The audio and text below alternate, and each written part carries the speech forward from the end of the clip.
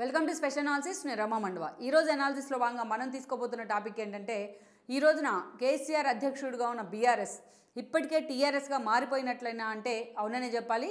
ఆ దిశగా పార్టీ అధిష్టానం కూడా చాలా సీరియస్గా ఫోకస్ పెడుతోంది. మరోవైపు చూసినట్లయితే ఇక బీఆర్ఎస్ అని కేసీఆర్ ఎప్పుడైతే తన పార్టీని టీఆర్ఎస్ ప్రస్థానం నుంచి బీఆర్ఎస్గా మార్చారో అప్పటి నుంచి కూడా ఆయనకి అనేక ఒడిదుడుకులు ఎదురవుతున్నాయి. అటు వాస్తుపరంగా కావచ్చు, ఇటు న్యూమరాలజీ పరంగా కావచ్చు, కేసీఆర్ ఎక్కువగా అత్యంత విశ్వాసం ఉంది ఆయనకి నమ్మకాల మీద, ఇట్లా సెంటిమెంట్స్ మీద. అలాంటి సెంటిమెంట్స్ కూడా పక్కన పెట్టి ఆయన బీఆర్ఎస్గా మార్చిన పరిస్థితుల్లో ఈరోజు ఆ ఇష్యూనే ఆయనకు బూమరాంగ్ అయిందన్న చర్చ పార్టీలో జరుగుతోంది. అటు పలువురు విశ్లేషకులు కూడా కేసీఆర్ గురించి తెలిసిన వాళ్ళంతా కూడా అసలు తెలంగాణ రాష్ట్ర సమితి అనే దాంట్లోనే తెలంగాణ అనే పదం ఉంది.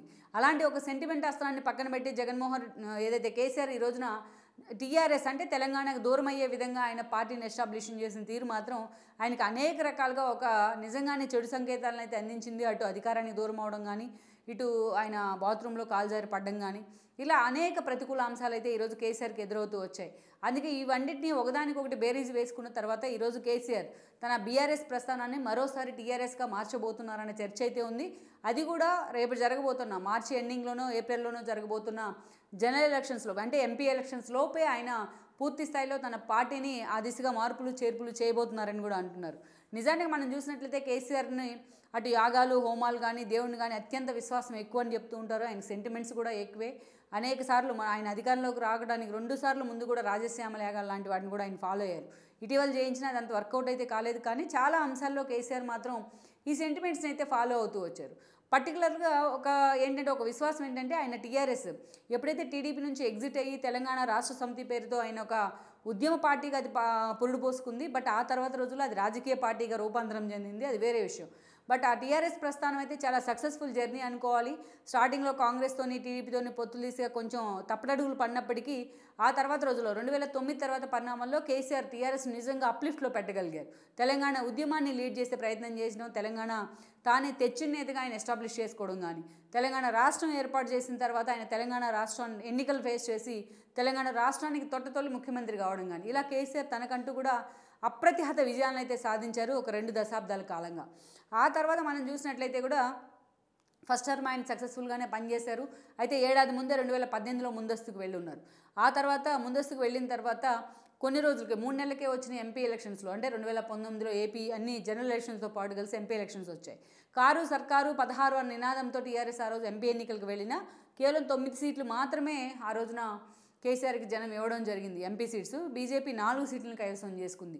సో ఈ పరిణామాలు ఆ తర్వాత జరిగిన దుబ్బాక ఉప ఎలక్షన్ కానీ, గ్రేటర్ ఎలక్షన్స్ కానీ, హుజూరాబాద్ లాంటివి చూసిన తర్వాత ఇక్కడ బీజేపీ పూర్తి స్థాయిలో పాతుకుపోతోందని అంచనా కేసీఆర్ వచ్చున్నారు. వడ్ల కొనుగోలు కేంద్రంగా బీజేపీ మీద ఫైట్ అంటూ కొత్త అస్త్రాన్ని అందుకున్నారు ఆయన.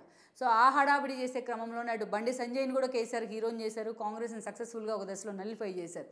ఇక ఆ తర్వాత రోజుల్లో ఇక తన పార్టీని ఏకంగా మోడీతో ఫైట్ అంటూ కూడా తన పార్టీ టీఆర్ఎస్ని బీఆర్ఎస్గా కూడా మార్చారు. అప్పుడే అనేక విమర్శలు చోటు చేసుకున్న ఈ అంశానికి సంబంధించి అసలు ఇక బీజేపీ మీద పోరాటం పేరుతో పంజాబ్ యూపీ రైతులకు సాయం చేశారు, ఢిల్లీ కేంద్రంగా ధర్నాలు చేశారు, హైదరాబాద్ ఇందిరా పార్క్లో ధర్నా చౌక్ను ఓపెన్ చేయించారు. అలా అనేక సార్లు కేసీఆర్ హడావిడి చేసి ఇక పూర్తి స్థాయిలో బీజేపీతో నువ్వా నేనా అనే దశకైతే వచ్చారు. బట్ ఇలాంటి సమయంలో లిక్కర్ మాఫియా ఎపిసోడ్లో కవిత పేరు ఆమెను ఈడీ విచారించడం, ఈ ఎపిసోడ్లోని బీజేపీతో ఆయన లోపాయికారి పొత్తులు కుదుర్చుకున్నారు. ఆ దిశగా కాంగ్రెస్ కూడా సీరియస్గా దీన్ని జనంలోకి తీసుకెళ్లే ప్రయత్నం చేసింది. కాంగ్రెస్కి అది లాభించింది. మునుగోలు లాంటి ఒక ఉప ఎన్నికతో బీజేపీ కూడా డీఫేమ్ అవుతూ వచ్చింది. సో ఈ రోజున కాంగ్రెస్ అధికారంలో ఉన్నారంటే అది కేసీఆర్ టీఆర్ఎస్ని బీఆర్ఎస్గా మార్చిన క్రమం కూడా ఒక కారణం అని మనం చెప్పుకోవాలి.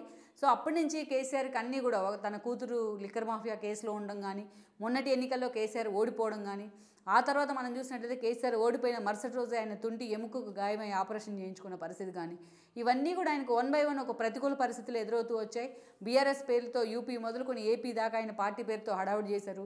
ఢిల్లీలో అత్యంత కాస్ట్లీ పార్టీ ఆఫీస్ను కూడా ఆయన కడతం జరిగింది.